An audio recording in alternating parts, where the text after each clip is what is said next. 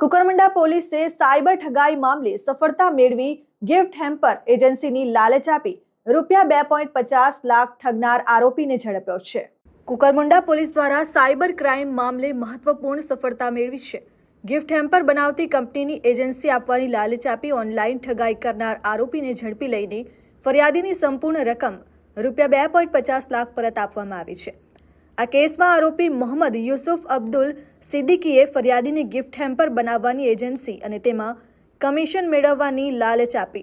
ત્યારબાદ આરોપીએ ફરિયાદીના બેંક એકાઉન્ટમાં ઉપરાંત તેના પિતરાઈ ભાઈ હસ્તેન એનુહલક મંસૂરી અને મિત્ર ફૈઝાન અહેમદ ઘાંચીના યુપીઆઈ અને ગૂગલ પે મારફતે અલગ અલગ સમયે કુલ રૂપિયા 2.50 લાખની ઓનલાઈન ટ્રાન્ઝેક્શન કરાવી હતી। પરંતુ આરોપીએ ન તો ગિફ્ટ હેમ્પર બનાવ્યા અને ન તો પૈસા પરત આપ્યા, જેના પગલે ફરિયાદીએ કુકરમુંડા પોલીસ સ્ટેશનમાં ફરિયાદ નોંધાવી હતી।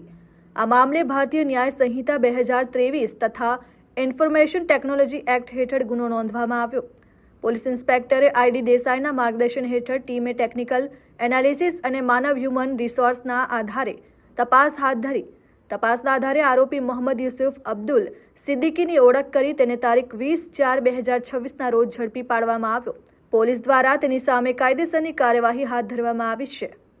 આ ઉપરાંત કેસમાં શશાંક સિંઘ અને ગૌતમ મૂલચંદ ગુપ્તા નામના આરોપીઓ હજુ વોન્ટેડ જાહેર કરાયા છે। હંસરાજ પાડવી સાથે દીપેશ વડવી, RN ન્યૂઝ, તાપી।